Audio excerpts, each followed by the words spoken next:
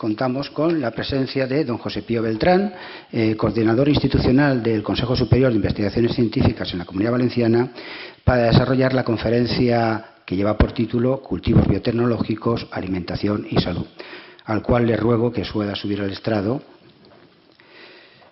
Y aunque muchos de ustedes lo conocen y creo que no haría falta presentarlo, no sería injusto no hacer un breve comentario en los méritos que avalan a la persona que está aquí y nos va a dar esta magnífica conferencia según tenemos previsto.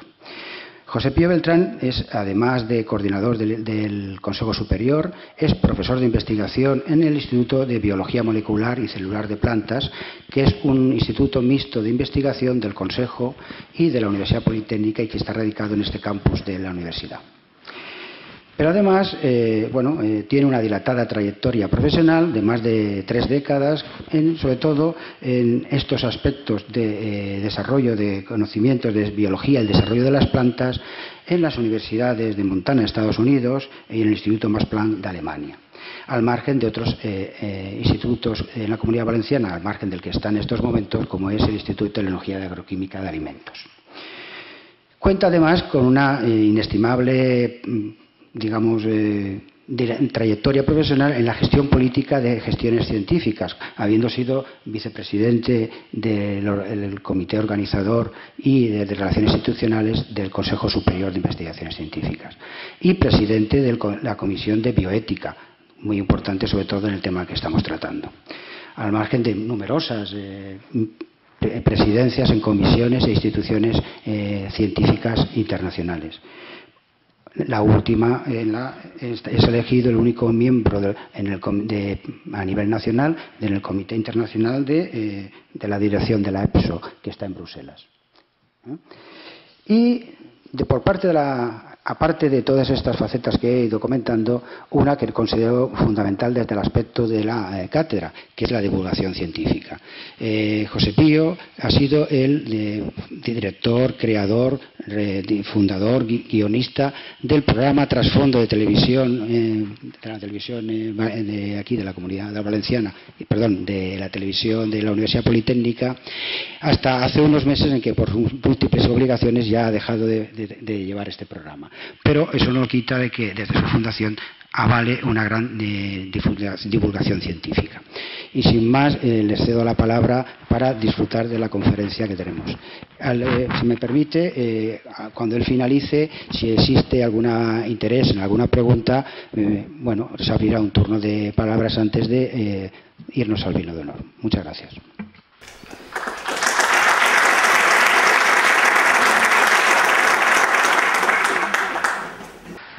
Bien, muchas gracias a los organizadores. ¿Se me escucha bien? Muchas gracias por invitarme a compartir un rato con ustedes. Como no, muchas gracias por la amable presentación. De todo lo que has dicho, hay una cosa que no es exactamente así, y es que esta misma mañana he dicho que seguiré haciendo trasfondo. O sea que es verdad que requiere de acoplar muchas cosas, pero cómo no, seguiré colaborando con la televisión de la Universidad Politécnica de Valencia haciendo este programa de divulgación. Bien, sin más preámbulo, lo que yo voy a tratar de hacer hoy es un resumen breve, conciso, de qué hacemos, de dónde venimos para producir alimentos, técnicamente qué es lo que estamos haciendo, cuál es la situación actual de los cultivos biotecnológicos y qué puede pensar uno, tal y como están yendo las cosas, que va a pasar en el futuro. Espero que sea de su interés. Para hacer esto, necesariamente, yo no sé si se pueden apagar las luces de aquí. Necesariamente verán que les voy a decir algunas cosas que a algunos les parecerán cosas muy simples, pero es necesario que nos pongamos en el contexto adecuado. Es una verdad de perogrullo que desde hace muchos años, 12.000 al menos, desde los orígenes de la agricultura, el hombre se ha empeñado en modificar las plantas y los animales en su beneficio. Cuando hacemos la compra de los alimentos que queremos consumir, no importa si la hacemos en un lineal de un supermercado o en un mercado tan maravilloso como tenemos aquí en Valencia o en Barcelona, en la Boquería, o si vamos directamente a comprar estos productos en la huerta, todo lo que compramos ha sido modificado por el hombre a lo largo de la historia. O sea, no compramos cosas que no hayan sido modificadas. No importa incluso si vamos a la huerta, no importa incluso si esas plantas se han cultivado con abono orgánico, si se han utilizado plaguicidas o no, todas las plantas han sido modificadas a lo largo de la historia. Además, las plantas es otra cosa que a veces nos confunde. Parece que unas plantas son de aquí y otras son de allá. Por ejemplo, aquí en Valencia nos parece que los cítricos, como la Virgen de los Desamparados, son valencianos, ¿no? Pues no. Las plantas viajan, las plantas las viajamos. Esto es una colección de plantas que vinieron del continente americano, nosotros les devolvimos otras. No solamente viajaron, sino que tuvimos que modificarlas, muchas de ellas, para que pudiéramos consumirlas. Tuvimos que eliminarles toxinas que les sirven para defenderse del ataque de los patógenos. Bueno, esto es un ejemplo drástico de cómo modificamos las plantas. Estos son los maíces que hoy en día son una de las fuentes de sustento, de alimentación de la humanidad, y esta es la planta teosinte de la que deriva. Es claro que algo hemos hecho, ¿verdad?, para pasar desde aquí hasta aquí. ¿Y cómo hacemos esto? ¿Qué es lo que hacemos? A veces nos ayuda las propias plantas, nos echan una mano, porque tampoco debemos de tener la idea de que los genomas de las plantas son estables. Los genomas de las plantas son inestables, sufren mutaciones. Aquí se visualizan muy bien respecto de la coloración de los granos del maíz, debido a que hay genes saltarines, que se llaman elementos transponibles, que cuando saltan de una posición a otra generan mutaciones y a lo mejor impiden pues, que en un grano se pueda sintetizar antocianinas, que haya color, que haya pigmentos. A veces pasan cosas más drásticas. Por ejemplo, este es también un ejemplo de inestabilidad en Antirrhinum maius, en Snapdragon, y aquí, por ejemplo, en la parte de arriba tienen una flor silvestre y el mutante deficiens, que nosotros aislamos y caracterizamos, que fue una mutación en un gen único que hace que los pétalos se conviertan en sépalos y los órganos sexuales masculinos se conviertan en órganos sexuales femeninos. Y todo esto pasa en la naturaleza sin que nosotros lo podamos controlar. Lo podemos utilizar, pero no controlar. Claro, no es suficiente, y la variabilidad, la diversidad que se genera de forma natural no es suficiente para que tengamos suficientes materiales para la mejora, y de hecho, pues además de las variaciones espontáneas, desde siempre hemos intentado modificar las plantas, generar mutantes utilizando distintos agentes mutagénicos, radiaciones o sustancias químicas, con el afán de tener mayor diversidad. Una vez que contamos con esa variabilidad natural, pues obviamente no voy a hacer la historia de la mejora, pero básicamente yo diría que en los últimos tiempos, en el último siglo, la base de la mejora ha sido la hibridación sexual, y la hibridación sexual supone la mezcla de los caracteres de forma al azar entre dos cultivares que pueden transmitirse información genética. Claro, he dicho que es la más importante, pero tampoco nos es suficiente. Y tan cerca como en el año 30 tenemos, por ejemplo, la obtención de nuevas especies, de nuevas especies forzando o cultivares interespecíficos, obtenidas entre plantas que de una forma natural no se cruzarían nunca, pero que en el laboratorio forzamos, o en las empresas forzamos a que se crucen. En este caso concreto es un cruce de centeno y trigo para dar los triticales, y la razón por la que se hace esto es que es difícil tener en el trigo, en su genoma, material genético que proporcione las condiciones de resistencia al clima frío suficientes. Y entonces, como el centeno sí los tiene, forzamos ese cruce. Aquí se apilan genomas, pues en este caso concreto, de 8 en 8.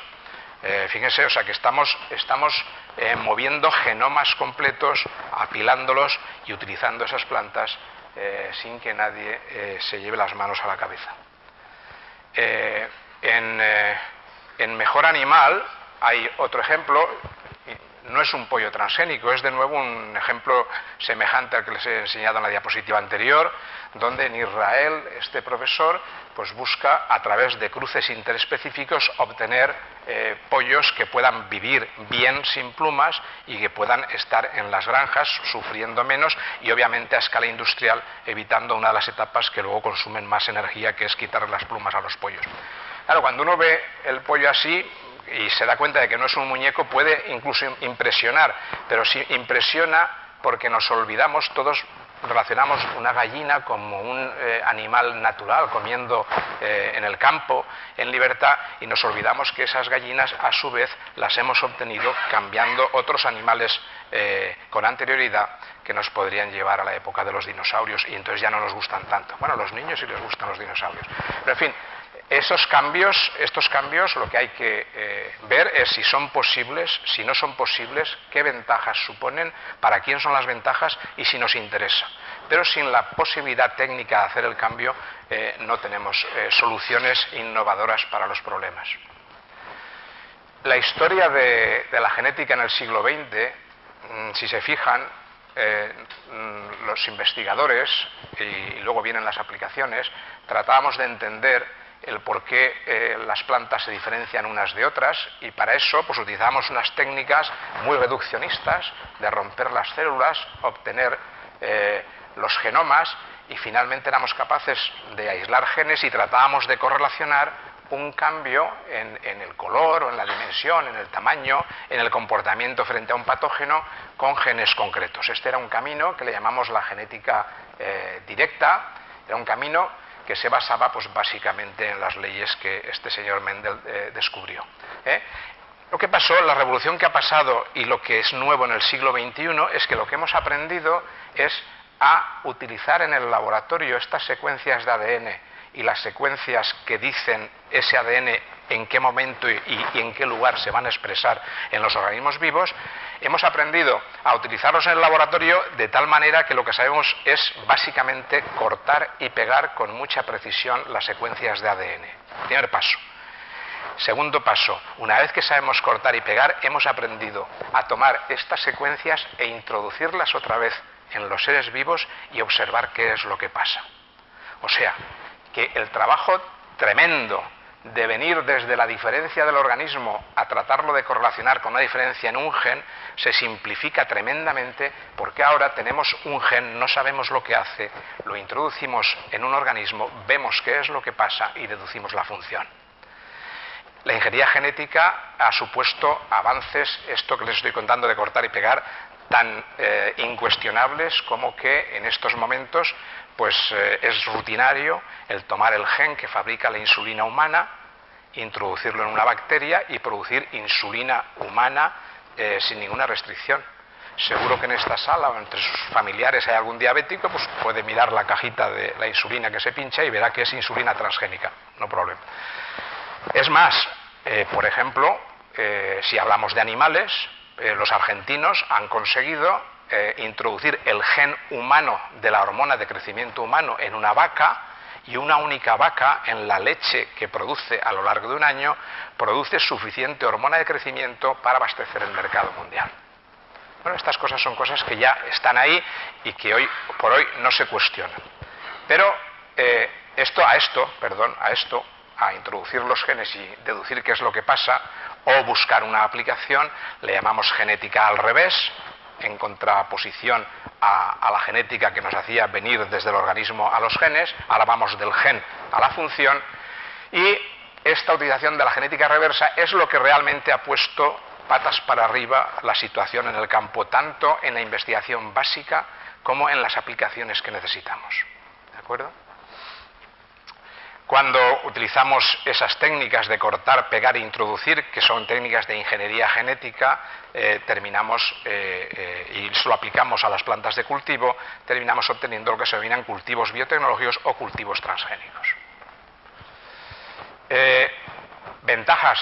Pues bueno, evidentemente, lo primero que me gustaría decir es que no hay que mirar a estas tecnologías como una alternativa a las tecnologías que hemos visto antes de hibridación para la mejora, puesto que con estas tecnologías lo único que hacemos es que a variedades que ya han sido muy mejoradas, que son de élite para muchos caracteres, intentamos añadir una modificación más, pero partimos de los materiales que ya han sido mejorados, ¿vale? O sea que no es o ingeniería genética o mejora tradicional. Es si con la ingeniería genética somos capaces de mejorar lo que ya teníamos mejorado o no somos capaces. Desde luego que necesitamos una agricultura, bueno, podemos luego hablar de que es más limpia y eficaz. Estos serían los grandes retos. Necesitamos plantas, cultivos más tolerantes a estreses bióticos y abióticos. Aunque parezca mentira, necesitamos aumentar la productividad, necesitamos aumentar la producción. Desde esto, modificar la composición nutricional, la conservación y el procesado es algo que quizás está hoy en día en la frontera, como veremos cuando prosigamos en la conferencia, y también la posibilidad de obtener compuestos de interés industrial. Yo básicamente hoy me referiré a aspectos que tienen que ver más con esta parte central. Inconvenientes, pues hasta ahora tenemos pocos genes, pero cuando digo hasta ahora, la velocidad de cambio es muy rápida. Tenemos pocos genes en el cajón de interés agronómico, pero que se van produciendo uno detrás de otro. Esto ya no es un problema. Se discute mucho sobre el posible impacto medioambiental, que no es, lo podemos debatir luego, mayor que el de los cultivos tradicionales. La aceptación social, me refiero a la Unión Europea, sigue teniendo problemas. Los consumidores siguen sin ver demasiado claro las ventajas que le supone a los consumidores estos cultivos, y los grandes costes económicos que tienen los estudios que hay que hacer para garantizar que estas plantas, estos cultivos biotecnológicos no suponen ningún riesgo para la salud y para el medio ambiente, hace que en estos momentos los avances se estén acumulando en manos de unas pocas empresas. Esto es temporal. Se acumulan en manos de unas pocas empresas porque hay que gastar mucho dinero. Es el precio que hoy por hoy hay que pagar para tener los alimentos más seguros de la historia de la humanidad. O sea que si uno tuviera que tener miedo a comer algo, pueden estar seguros que lo más seguro es comer un alimento transgénico. Fíjense lo que les digo. Eso cuesta mucho dinero hoy por hoy. Y eso está creando también unas disfunciones en el mercado importantes. Todos estos son temas que yo los dejo para poderlos debatir o para poderlos comentar. La primera generación de cosechas transgénicas consisten básicamente en la obtención de plantas resistentes al ataque de insectos, plantas tolerantes a la acción de herbicidas o plantas que tienen esos dos rasgos incorporados al mismo tiempo. En el caso de las plantas, por ejemplo, que se comen los insectos, pues hay dos posibilidades: o utilizar insecticidas de forma sistemática y ir tratando de matar a la plaga cuando está presente en la planta, o la alternativa de la ingeniería genética, que es hacer que la propia planta fabrique su propio insecticida en cantidades muy limitadas pero suficientes para impedir su progreso. Eso es lo que se hace con las plantas, no solamente el maíz BT, que utilizan una proteína de Bacillus thuringiensis, la proteína BT, cuya expresión en la planta hace que las orugas del taladro no puedan hacer estos canales, no puedan progresar. De hecho, bueno, estos son los patógenos que están causando grandes daños en las cosechas, bueno, tan grandes daños, o en las raíces, tan grandes daños como que la enfermedad genéricamente conocida con el nombre de taladro que causan estos insectos es responsable de un 7% de las pérdidas de la cosecha a nivel mundial. Claro, cuando nos vamos a los datos de la producción mundial de maíz y vemos que son del orden de unos 820 millones de toneladas, o sea, esto es una de las cosechas con las que damos de comer a la gente, resulta que esas pérdidas suponen en un año más de 56 millones de toneladas de pérdidas, y eso daría de comer a mucha gente, ¿verdad? No solamente es una cuestión de que se pierda más o menos cosecha, es una cuestión de que cuando se producen estas enfermedades por un taladrador. El taladrador hace los canales y detrás del taladrador normalmente entran los hongos. Son enfermedades que suelen ser muy importantes en zonas húmedas, y estos hongos son productores de aflatoxinas que son muy dañinas, muy perjudiciales para la salud. Ahora pueden ustedes imaginar un campo de maíz que haya sufrido una merma del 7%, por decir la media de la cosecha. Claro, quiere decir que en el campo van a encontrar mazorcas así y mazorcas dañadas. ¿Se imaginan que esas mazorcas el agricultor las retira una a una a mano? No, ¿verdad? Es decir, quiere decir que cuando hay un ataque por BT de una cosecha de este tipo, estos hongos y estas toxinas pueden terminar con relativa facilidad en la comida que nos comemos nosotros los animales.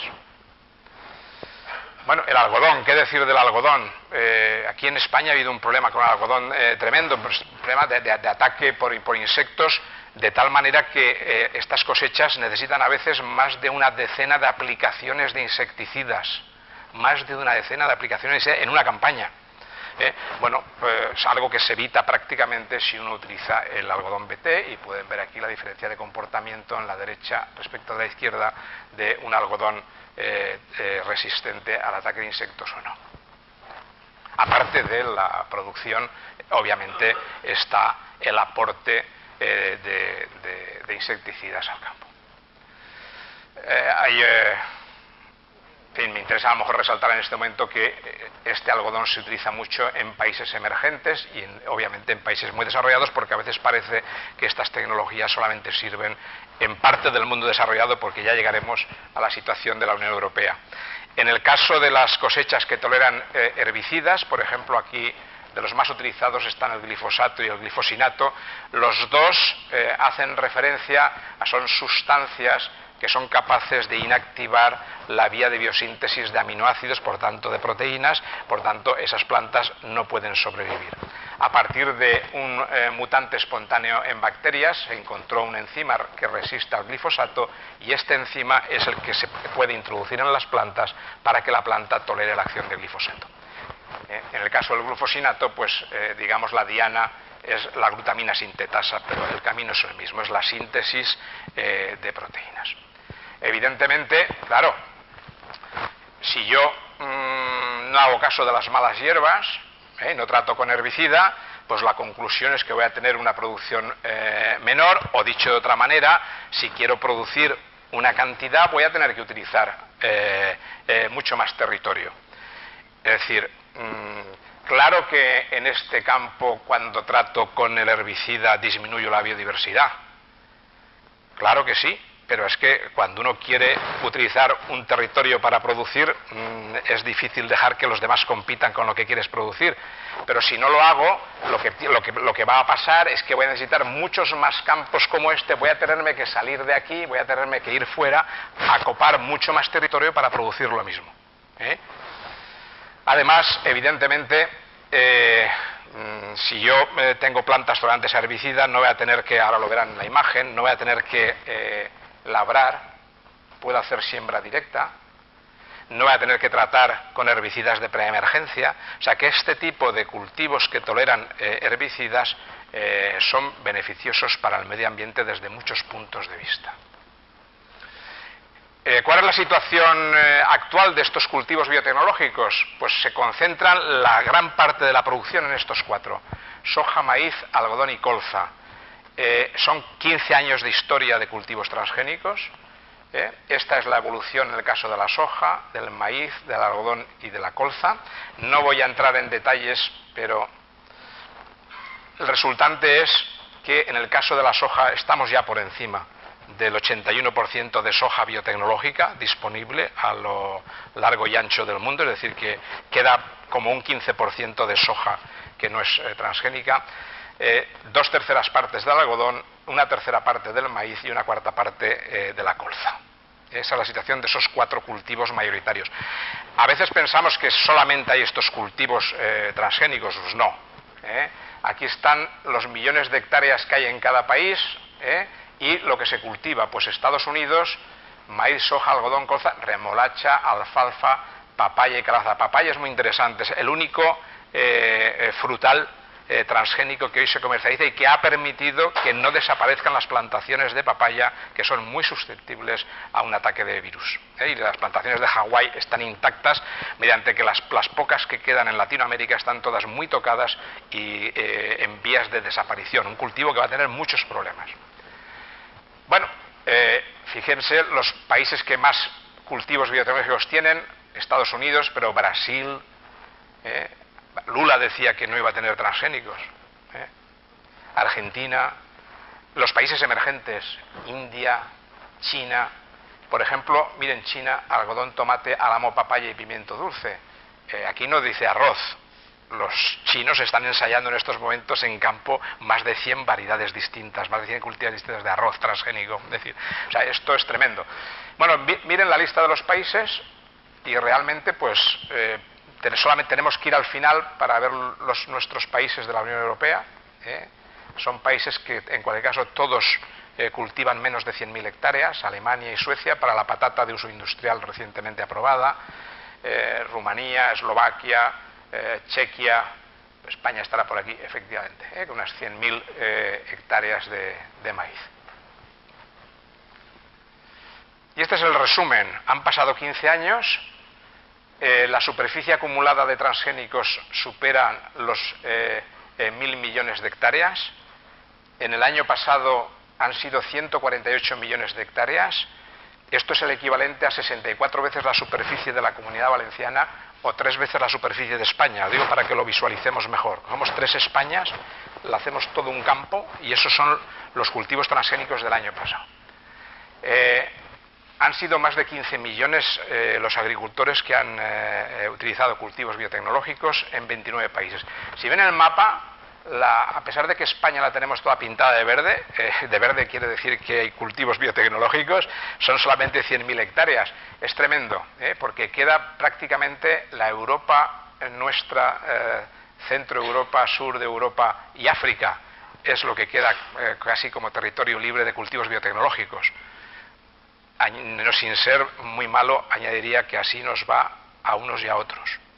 O sea, es decir, es para hacernos pensar lo que estamos haciendo en la Unión Europea.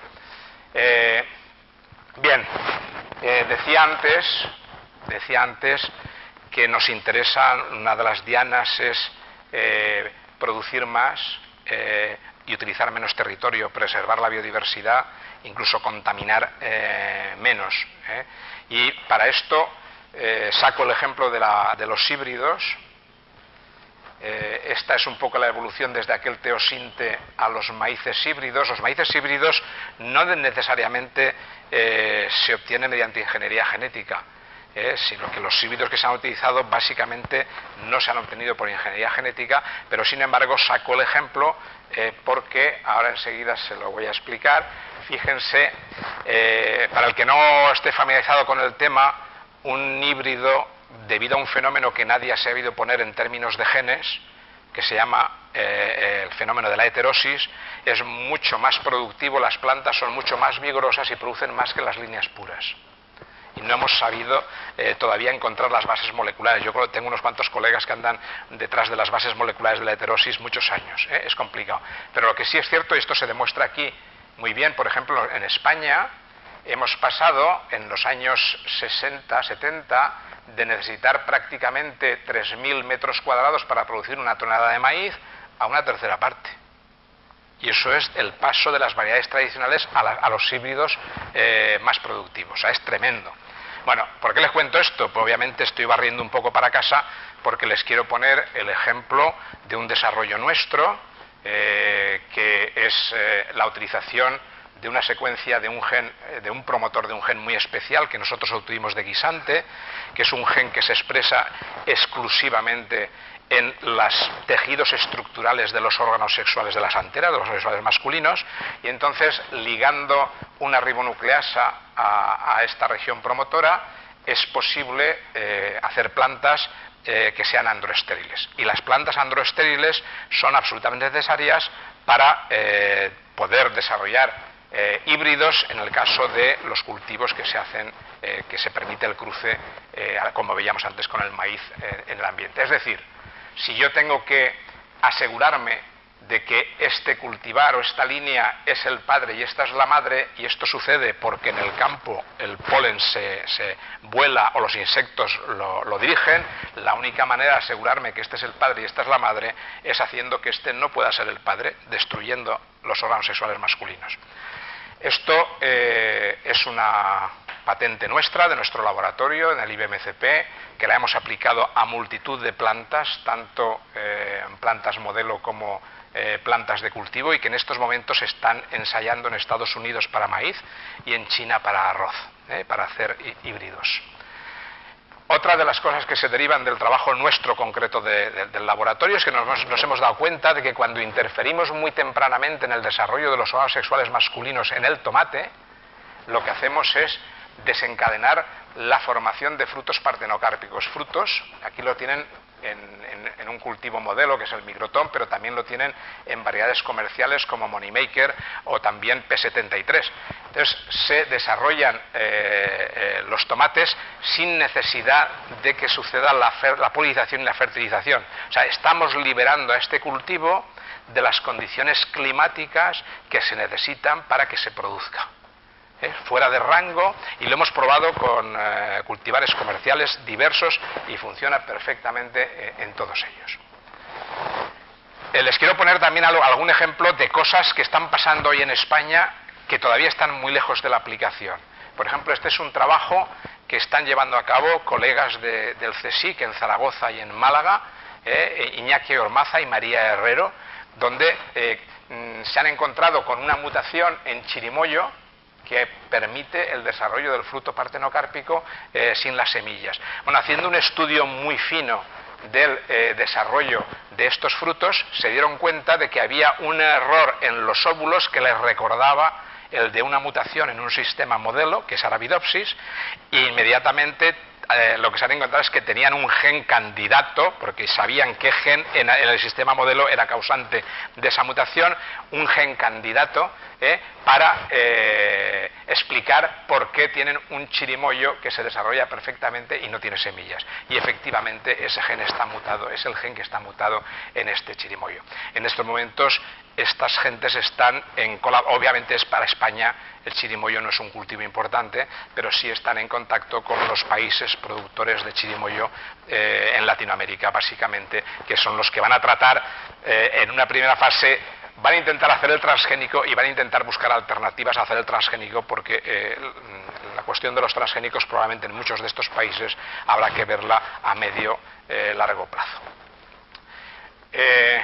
Este es un ejemplo, tampoco me resisto, podemos entrar en detalles, pero si hay algo que es fácil de modificar en un cultivo es la altura. La altura es un carácter fácil. De hecho, este es un arroz bomba. Saben ustedes, aquí en Valencia, en el sur, se cultiva, en la Marjal de Pego, se cultiva el arroz bomba, que es un arroz que tiene una espiga muy pesada, que cuando madura dobla y se mete la espiga en el agua, se llama el encamado del arroz, y hay unas grandes pérdidas, y ese arroz se paga 3 por el arroz normal. Bueno, pues en nuestro instituto, José Luis García Martínez, que es un experto en gibrelinas, ha podido desarrollar el cultivar bomba, pero más bajito, de tal manera que ya la espiga no pesa tanto y no bambolea. Eso está en un cajón esperando tiempos mejores que permitan que estas cosas salgan más a la luz, pero yo se lo cuento a ustedes para que sepan cosas que están pasando aquí, que se están haciendo y que hay grupos haciendo cosas estupendísimas. Este también es un ejemplo de cosas que están pasando en el IBMCP. Este es un trabajo del grupo de Vicente Moreno y es la caracterización de un mutante del desarrollo en el tomate, que fíjense ustedes lo que le ha pasado, es lo que se llama un mutante homeótico. Los sépalos se han convertido en frutos. Y de hecho han estudiado el comportamiento de estos frutos, de estos sépalos frutos, su composición, y es espectacular. Es una mutación en un gen que hace que todo el programa de desarrollo de un sépalo se transforme para hacer un fruto. Desde luego, claro, esto no tiene un interés desde el punto de vista de la producción, lo que tiene un interés desde el punto de vista, digamos, de alimentos sofisticados, pues que a lo mejor uno produce este tipo de cosas y puesto en un restaurante le hace gracia a determinadas personas, pues no, pero las cosas son así. hay que pensar en características de todos los colores, los patógenos que atacan, el que sean más nutritivos o el que sean más atractivos. Bien, les he contado unas cuantas cosas de las que están pasando, he elegido 2 o 3 ejemplos, hay muchas más. Que sepan ustedes que en los laboratorios españoles están pasando muchas cosas de estas, que es interesante que hay una comunidad científica trabajando duramente. Pero realmente, digamos que, como hemos dicho, hemos sugerido antes, la cuestión, sobre todo en la Unión Europea, la cuestión de los transgénicos, pues básicamente gira alrededor de que el consumidor hasta ahora no ha visto las ventajas que para el consumidor puede suponer el disponer de estos productos. Y esto, la única manera, pienso yo, que podría cambiar, hay 2 maneras. Una, que los transgénicos, una vez que sabemos que son completamente seguros para la salud y para el medio ambiente, fueran muy baratos, y entonces la gente se olvidaría de prejuicios y los compraría, o sencillamente porque aparezca una nueva generación de transgénicos donde el consumidor vea que realmente consumir aquello a él le supone un gran beneficio. Ese es el camino, y entonces yo creo que conviene empezar a prestar mucha atención a estas cosas, a lo que la palabra mejora, pero no ya de la producción o de cómo se comporta una planta respecto a un estrés, sino qué supone en un alimento la modificación que hacemos para el que lo consume. La conexión entre genómica y alimentación, o sea, ya hemos dejado de estudiar gen a gen y ahora estudiamos los genes. Estamos hablando ya de estudiar los genes por miles de genomas al mismo tiempo, y esto va a ser una revolución muy grande. Estos son los ejemplos clásicos que ustedes habrán oído hablar. Pues por ejemplo, en el caso del arroz dorado, hecho por Ingo Potricus y Peter Bayer en Alemania, y bueno, pues es la manera de que la gente que básicamente tiene una dieta que obtiene las calorías del arroz, pues uno de los déficits importantes que tiene, aparte del de hierro y otros, es el de vitamina A, con unas consecuencias tremendas en la aparición de centenares de miles de casos al año de cegueras infantiles. Bueno, esto se hizo hace ya muchos años, esto está en la punta de la cañería de salir al mercado en esos países que son productores de arroz, porque lo que ha habido que hacer es estos genes, una vez introducidos, dense en cuenta que aquí se ha introducido 3 genes, que es prácticamente introducir toda una vía metabólica que está ausente en el arroz, es decir, por mejora genética tradicional, haciendo cruces, en la vida podemos obtener un arroz que produzca betacaroteno, porque sencillamente los genes no están en el genoma del arroz. Bueno, pues esto ha habido que introgresarlo ahora en los cultivares que están disponibles en países como China, Filipinas, etcétera, y estos son probablemente de los primeros transgénicos que saldrán al mercado, pero que no nos sirven a nosotros.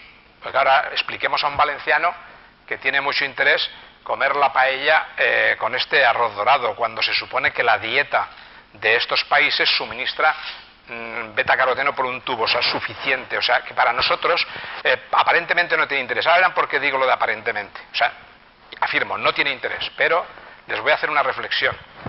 Este es otro caso de, utilizando como material de partida el maíz muy cultivado en África, se han introducido los mismos genes para hacer el maíz dorado, pero fíjense, se ha utilizado una técnica más poderosa de introducir genes al mismo tiempo, y se ha modificado también la síntesis de ácido ascórbico y de ácido fólico.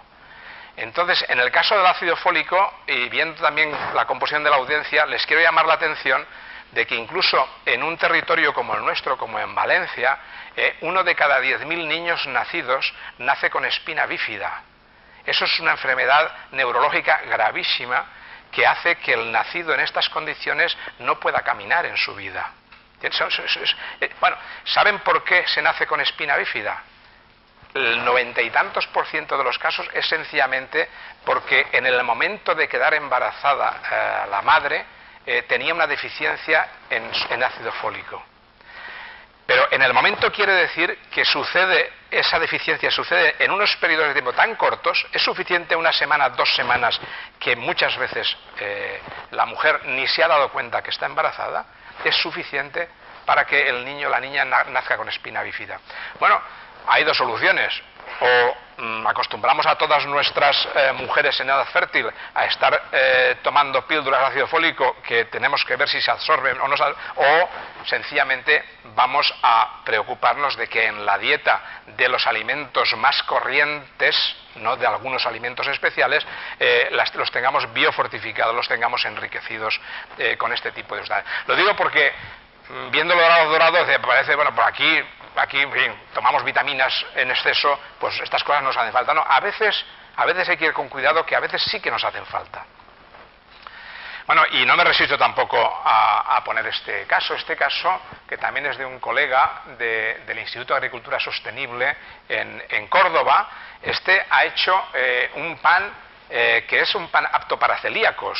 Ustedes saben que la enfermedad celíaca es una enteropatía que cursa con diarreas, no se absorben los nutrientes, los celíacos tienen un problema porque prácticamente no pueden comer de nada. Ahora empieza a haber en los lineales de los supermercados alimentos sin gluten, es el gluten lo que causa este problema, y el problema es que encontrar, por ejemplo, un mutante de trigo que esté libre es casi imposible, porque son familias multigénicas y son genes que hay que noquear en su conjunto al mismo tiempo. Pues este señor lo que ha hecho es una estrategia de RNA de interferencia que le ha permitido primero transformar el trigo, producir este trigo transgénico que no provoca esa reacción inflamatoria responsable de las diarreas. Esto es un trabajo publicado, debe estar ahí abajo que no sale, en el PNAS hace unos meses. Bueno, claro, ¿se dan cuenta de lo que les decía? El 1% de la población en Europa es celíaca. Si somos capaces de poner en los lineales de los supermercados pan apto para celíacos, ¿creen ustedes que lo vamos a consumir o no? Pues claro que sí, claro que sí.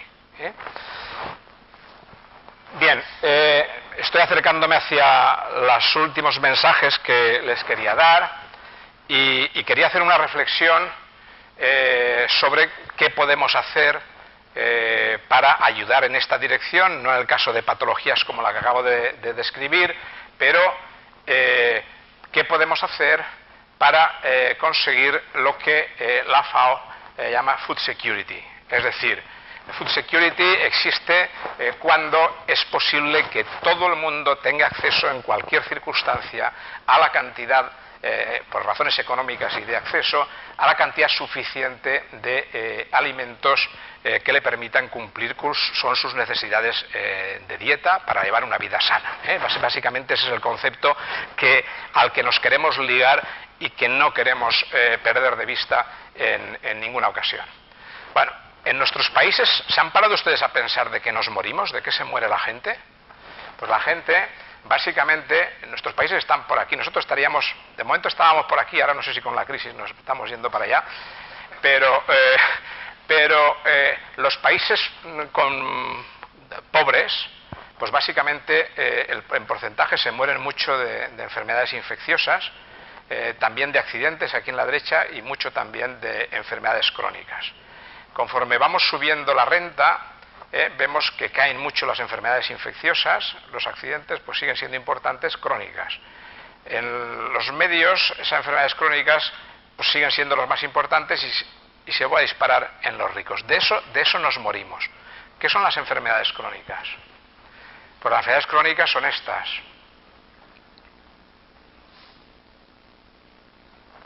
Básicamente. ¿Y qué causan las enfermedades crónicas?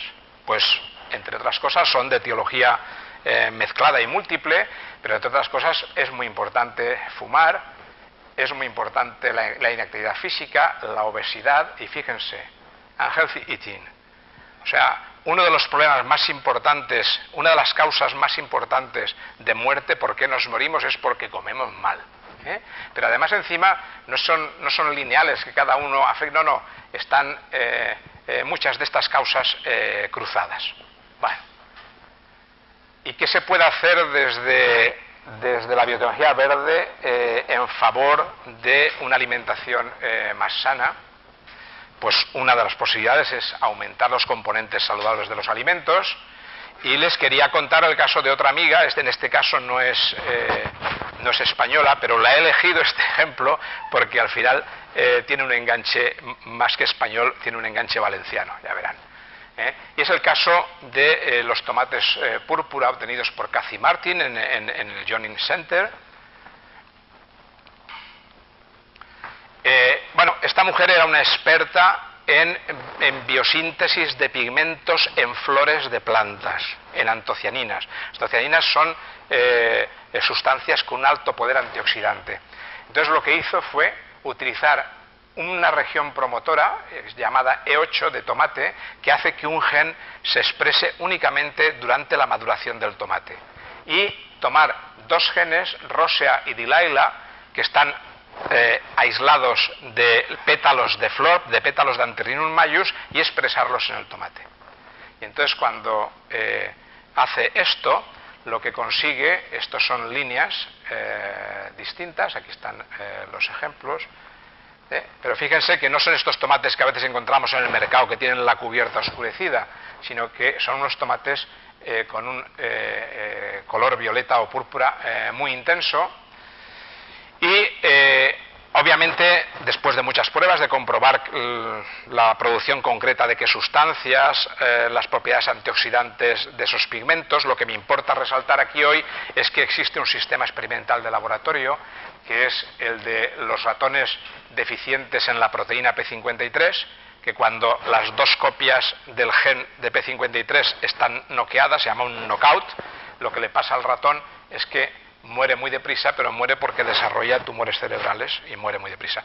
Cuando es un heterocigoto, que tiene una copia que sí que funciona y otra que no funciona, pues vive más, pero luego termina muriendo, y si tiene las dos copias para P53, pues vive ricamente, no desarrolla esos tumores. Bueno, pues lo que hizo Cathy Martin fue tomar estos ratones, knockouts, y suplementar la comida con peles de tomate rojo, con peles del tomate púrpura expresando estos niveles altos de antocianinas, y ver qué pasaba con estos ratones. Aquí tienen los ratones que toman la dieta de tomate rojo y se mueren, pues aquí tienen el número de días, lo verán en cifras, en este número de días. La dieta estándar, es decir, sin tomate rojo ni tomate púrpura, y se mueren al mismo tiempo. Y aquí tienen lo que pasa con aquellos que su dieta está suplementada con tomate púrpura.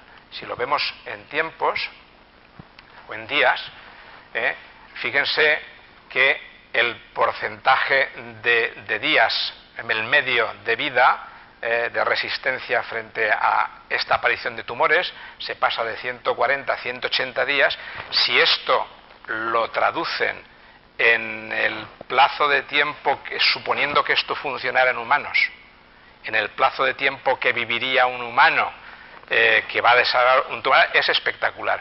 Estos resultados han sido lo suficientemente importantes como para que en estos momentos en Inglaterra se hayan autorizado estudios clínicos en humanos con estas dietas suplementadas con tomate púrpura. Pero les decía que había traído el caso no porque Cathy Martin sea mi amiga y la conozca su trabajo de hace mucho tiempo, que así es, sino porque quería enseñarles una conexión con España, una conexión con Valencia. Entonces, Cathy Martin, no sé los que la conocen, es muy lista, muy lista, muy lista. Y de alguna manera lo que ella vio en sus tomates le recordó a estas naranjas. Estas naranjas se han cultivado durante mucho tiempo aquí en Valencia, las naranjas sanguinas, quedan algunos campos, son difíciles de encontrar, la producción es baja. Yo les aseguro que en la época que hay sanguinas compro todas las que puedo y me las como todas las que puedo, son deliciosas, y más desde que me he enterado que el color que tienen estas sanguinas se debe a la presencia en estas sanguinas de los mismos genes que ha utilizado Cathy Martin en los tomates para hacer las antocianinas. Es decir, que hipotéticamente, y no puedo hablar más, aunque sé los resultados de los experimentos de Cathy Martin, hipotéticamente esas naranjas además son mucho más saludables. ¿Y qué les pasa a los italianos con las naranjas sanguinas? Que esta es la zona donde crecen las naranjas sanguinas. Claro, uno diría, pues si esto es tan valioso, lo que habría que hacer es empezar a crecerlo, pero no puede ser. O sea, la zona climática para crecer la naranja sanguina en Sicilia la tienen ya copada. No pueden crecer más naranja sanguina. Vaya qué drama. Y entonces ahora me vengo a Valencia. Y cuando yo me vengo a Valencia, resulta que en Valencia tenemos el Instituto Valenciano de Investigaciones Agrarias, donde está el Banco de Germoplasma Mundial de Cítricos. Esto es una foto al azar de cultivares de los que hay allí. Y ven ustedes multitud de ejemplos, aparte de, por supuesto, las naranjas sanguinas, que están pidiendo a gritos estudiar cuál es la composición en sustancias antioxidantes. Y aquí en la Comunidad Valenciana y en Sevilla y en España hay una cantidad de variedades mejoradas que han costado Dios y ayuda el esfuerzo de generaciones de agricultores, de investigadores, que parecería que estuvieran pidiendo a gritos que se estudien estos contenidos y que incluso se estudie la posibilidad de introducir estos genes que sí que están aquí en otras variedades que son comercialmente muy valiosas y no los tienen. Esto, verdad, que lo está pidiendo a gritos. Bien, yo en este caso, que no trabajo con cítricos, lo más que he podido hacer es sugerir a Cathy Martin que trabaje con la gente de aquí de Libia. Sé que lo están haciendo. Y es lo que hay que hacer, y es independiente de si es momento o no es momento hoy pensar en términos realistas en la Unión Europea en poner estos cítricos en los campos. Dicho sea de paso, en el IBIA está el mejor grupo de transformación de cítricos a nivel mundial, o sea que está todo como muy a punto. O sea que yo rompo una lanza frente a aquellos que dicen que la citricultura valenciana no tiene futuro, que ya no resulta rentable. Rompe una lanza desde el lado de la investigación, de llamar la atención, de que hay muchas posibilidades de mejora biotecnológica, que a lo mejor no son para pasado mañana, pero sí que convendría que las hiciéramos, porque es que si no, ya les digo que terminaremos tomando estas naranjas enriquecidas con las antocianinas, pero hechas en Israel, en Túnez, etcétera. Bien, yo... no, debía haber otra. Pues no está. Bien. En definitiva, vamos a ver. Estamos en 2011 y hemos pasado los 7.000 millones de habitantes. Tenemos que ser capaces en 2050, aparentemente, de llevar el concepto de food security a 9.000 millones por lo menos. Y para eso tenemos, a nivel global, la agricultura de subsistencia, que hasta ahora no ha sido capaz. Tenemos la agricultura industrializada, que ha sido capaz de dar de comer a mucha gente, digamos, con un impacto ambiental relativamente alto. Tenemos la oportunidad de la biotecnología, de colaborar con la agricultura industrializada para conseguir avanzar en tener una agricultura más sostenible y más productiva que nos permita acercarnos a ese concepto de food security. Y tenemos, también está muy bien, el concepto de la agricultura ecológica, que es una agricultura muy respetuosa en principio con el medio ambiente, pero que claramente su contribución para poder conseguir toda esa meta global siempre va a ser limitada. Mi opinión, ¿qué tenemos que hacer?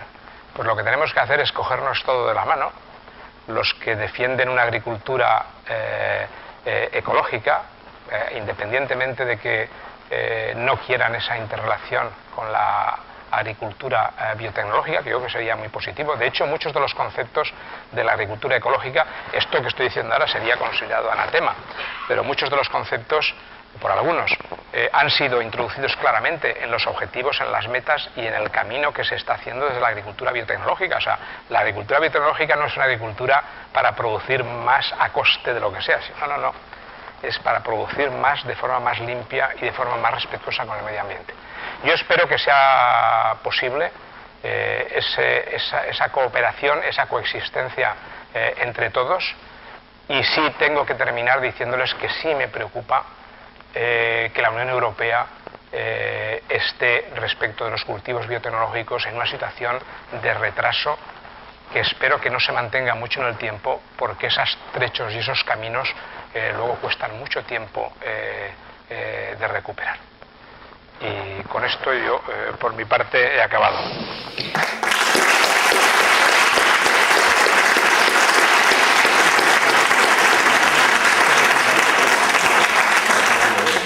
Bien, le brindo al público la oportunidad de unas breves preguntas en función del interés manifestado por la conferencia. Si hay alguna pregunta que tengan ustedes que hacer, y si no, aprovechando mi condición de moderador, voy a hacer la primera, si me lo permiten. Señor José Pío nos ha propuesto al final un poco el camino de coexistencia de los diferentes tipos de agricultura. Cada una tiene sus ventajas, sus inconvenientes, pero ¿de qué manera, puesto que ha mandado un mensaje de integración, se podría articular en el camino? Bien, yo creo que nos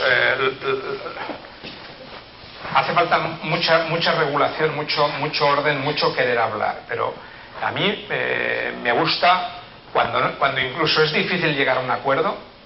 Me gusta poner el ejemplo de los citricultores valencianos. Ahora no hablamos de transgénicos.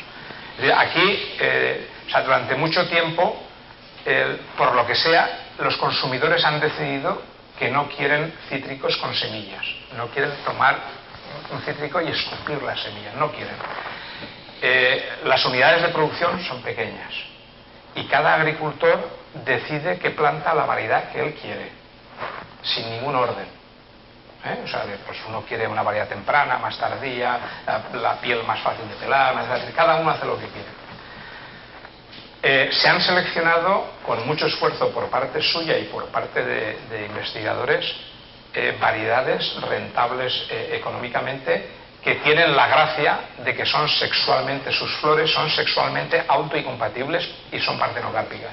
O sea, que se producen frutos sin semillas. Pero esa característica de la autoincompatibilidad no es incompatibilidad cruzada.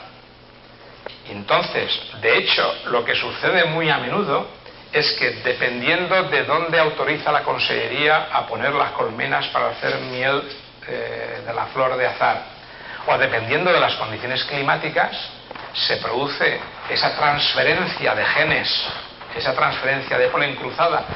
En la agricultura tradicional, y aquí no estamos hablando de transgénicos, se produce esa transferencia, y cuando eso pasa, el campo que le ha pasado eso, el agricultor dice: este año tiene la piñolá, y la piñolá quiere decir que la cosecha cero, la cosecha no vale. Es un daño que causa a alguien, al vecino de al lado, y están coexistiendo. No han podido ponerse, no se han puesto de acuerdo en qué plantas tú, qué planto yo. Una manera sería, pues oye, en este término, de aquí para allá, todos esta variedad, de aquí para acuya, es decir, pero eso no es posible. Entonces, ¿qué es lo que han hecho? Contratar seguros agrarios. Claro, de una forma civilizada. Lo que no han hecho ha sido ir a los tribunales a denunciar al vecino de al lado, o tratar de encontrar políticos que prohíban el cultivo de determinadas variedades en determinados términos. Eso es lo que no han hecho.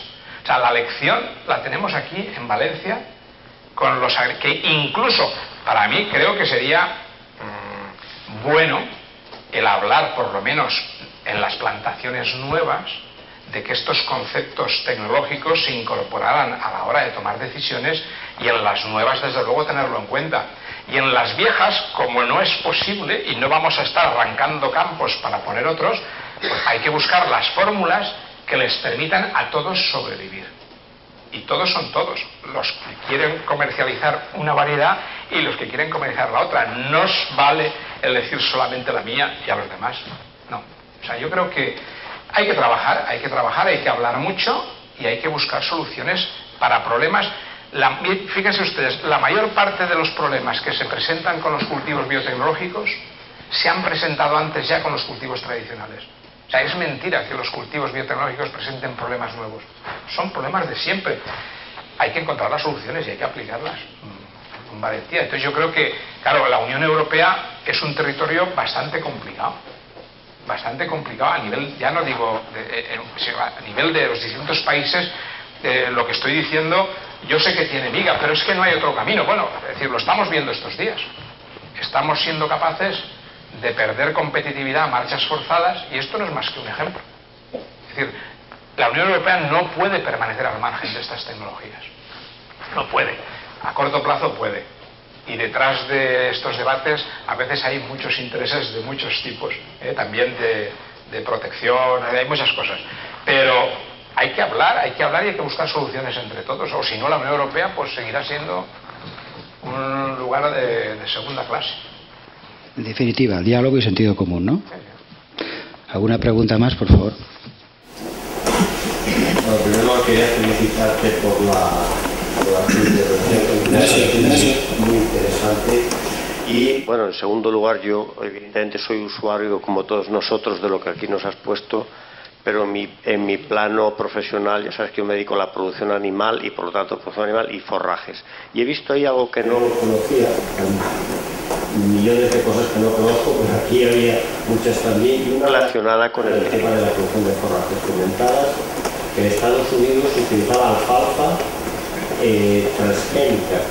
¿Qué se busca en estas? ¿Cuál es el objetivo de la utilización de esta alfalfa? Que además he visto que era el único país donde se utilizaba en todo el mundo. Sí. ¿Cuál es el objetivo? Sí.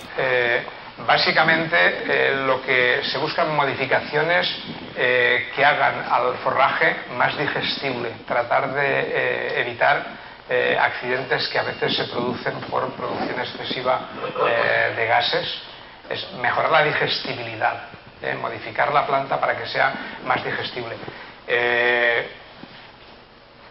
Por ejemplo, te puedo decir que sabes que nosotros hemos trabajado mucho con leguminosas y que en estos momentos en el laboratorio estamos trabajando con alfalfa también, pero esto es a nivel de laboratorio, y que estamos sencillamente intentando introducir en la dieta, aparte de esta cuestión de la digestibilidad, introducir en la dieta sustancias saludables para el animal. O sea, que tratar de utilizar la planta como biofactoría, tratar de reducir, o sea, de aumentar la proporción de las hojas frente a tallos y flores. Una vez que conocemos cómo controlar la transición de las partes vegetativas a partes florales, cuando a mí no me interesa las flores porque pueden provocar problemas de digestión, la idea es tratar de hacer que la planta utilice toda la energía en fabricar hojas, que es lo que se come. Eso lo estamos intentando en el laboratorio nuestro. Casualmente esto no estaba preparado, He dicho que cogía unos pocos ejemplos, pero créanme que, en fin, es que esto daría para estar una semana. Créanme que es asombroso la cantidad de cosas que en nuestros laboratorios se están haciendo ya, que normalmente la gente desconoce. Pues una etapa, es una fase muy pre ciudadano, pero se habla de transferencia genética entre vegetales, sobre todo, ha estado comentando. Pero no hay una transferencia genética de también genes animales a plantas, y es esa donde más oposición hay por parte de la opinión pública. No, de ninguna manera. Es decir, de hecho, si hubiera una transferencia genética entre especies de animales a personas, incluso de plantas a personas, sería tremendo, ¿no? Yo me estaría comiendo una naranja y estaría incorporando los genes de la naranja, entonces no, esto no es así. Si hay problemas, comillas, de transferencia génica, son lo que llamamos transferencia genética vertical, y ahora explico lo que es. La horizontal, que sería cuando uno tiene un organismo y los otros que están a su alrededor, por ejemplo, microorganismos del suelo, etcétera, esa transferencia o no es posible o prácticamente no se ha podido demostrar la horizontal. La vertical quiere decir que se transmite la información a la siguiente generación. En algunos casos sí es posible, o sea, por ejemplo, cuando uno cultiva colza, siempre quedan semillas en el campo que son imposibles de eliminar y al año siguiente aparecen por los caminos las semillas de colza. La otra posibilidad es que cuando uno cultiva una planta, en las cercanías haya otra planta que sea sexualmente compatible y que se pueda producir esa transferencia. En el caso, por eso sí que es verdad que hay que saber cuando uno va a cultivar un transgénico o no transgénico, hay que saber, he contado el caso de las naranjas y las pepitas, hay que saber lo que hay cerca y si hay alguna especie que sea sexualmente compatible para poder evaluar la posibilidad de que haya la transferencia. En España, hoy por hoy, la única cosecha transgénica que cultivamos, es el maíz, y no hay parientes del maíz que puedan contaminar. Sí se puede producir transferencia de genes desde ese maíz transgénico a un maíz convencional o a un maíz ecológico. Vuelvo a lo que estaba diciendo antes, lo que hay que hacer es intentar ponerse de acuerdo de dónde crezco el maíz ecológico, porque los convencionales no protestan. Los que pudieran protestar son los ecológicos. Pues habría que ponerse de acuerdo, decir, bueno, pues vamos a crecer en este valle maíz ecológico, aquí vamos ahora lo que no vale es decir, voy a ver cómo compro un pequeño campito aquí, otro aquí, otro aquí, otro aquí, otro aquí, para que contando las distancias de seguridad aquí nadie pueda, o sea, yo creo que el futuro está en permitir y en favorecer que el que quiera cultivar maíz ecológico lo pueda hacer, lo cultive y lo venda. Y el que quiera un cultivo tradicional también y un cultivo biotecnológico también. Les voy de todas maneras a revelar una cosa que a lo mejor hace sonreír a los que nos han invitado hoy, pero que el público en general desconoce. Cuando se trata de demonizar a los cultivos biotecnológicos por determinadas multinacionales, que es una cosa que está en mente de todos, los ciudadanos se olvidan o no quieren saber de que las compañías lo que hacen es hacer las cosas que la legislación permite en todos los sitios y que de la misma manera que hay compañías que venden semillas tradicionales, venden también las biotecnológicas y hacen también agricultura ecológica. Yo cuando digo que Monsanto tiene sus compañías de agricultura ecológica, hay gente que se abre en canal porque es que les parece que estamos en una guerra, que quien defiende la ingeniería genética y quien no es así, no es así. O sea, si yo tengo unos señores, unos empleados a los que pagar los salarios, unos accionistas que tienen que ganar dinero, pues en cada territorio lo que voy a hacer es lo que me permita la ley. Y entonces voy a hacer agricultura de todos los tipos, faltaría más. Claro, lo que no tienen el valor de llamarle Monsanto Organics o cosas así. Pero es que es así, pero es que es de cajón, la gente tendría que saberlo y tendría que darse cuenta, ¿no? Es decir, no es verdad que Monsanto sea una delegación del demonio en la tierra y que persiga el mal de todos, ya está bien, y yo creo que se puede criticar a Monsanto como a cualquier empresa, como a cualquier ciudadano en función de las cosas concretas que haga, pero esto no es una batalla ideológica, ni es aunque alguien pretenda convertirla. Aquí tenemos unos problemas muy serios que resolver, que es asegurar la food security. Eso es lo que tenemos que hacer entre todos, entre los investigadores, las empresas, todos tenemos que hacer eso. Allí, por favor. Antes de más, muchas gracias por su presentación. Le felicito porque ha sido muy interesante, muy bien y he aprendido también algo hoy con usted. Una pregunta. Unión Europea. La Unión Europea es una entidad muy complicada a la hora de tomar decisiones. Estamos asistindo ahora com a parte económica com o euro, 27 países que não se chegam a uma conclusão. Como vê você nos próximos anos na Europa que se vai passar com a aceitação de los extranjeros? Yo creo que va a depender mucho de algo que no controlamos muy bien. Vamos a ver. Porque, claro, es cuando uno intenta bucear en el mundo de la demografía, de la economía, entonces empiezan las cosas, se van de foco. Aquí hablamos de cosas más o menos claras, pero al hablar de estas cosas ya no es tan claro. Esta misma proyección del número de habitantes a final de siglo pues tiene sus discusiones. Las predicciones económicas, por ejemplo, dicen que en el año 2050 China tendrá un Producto Interior Bruto doble de Estados Unidos e India tendrá el mismo Producto Interior Bruto que Estados Unidos. Eso no quiere decir, claro, que los chinos o los indios vayan a ser más ricos a nivel de individuos. Lo que sí que quiere decir es que la masa de riqueza de estos países va a ser impresionante. Y eso quiere decir que si por alguna razón sucede lo que algunos anuncian, que se está observando ya que hay un cambio en los hábitos alimentarios de estos países emergentes y dejan de tener una dieta más basada en las plantas para consumir más proteínas de origen animal, la presión sobre los alimentos disponibles va a ser tremenda y el dinero lo van a tener ellos. Yo no sé, o sea, no soy un experto en esto.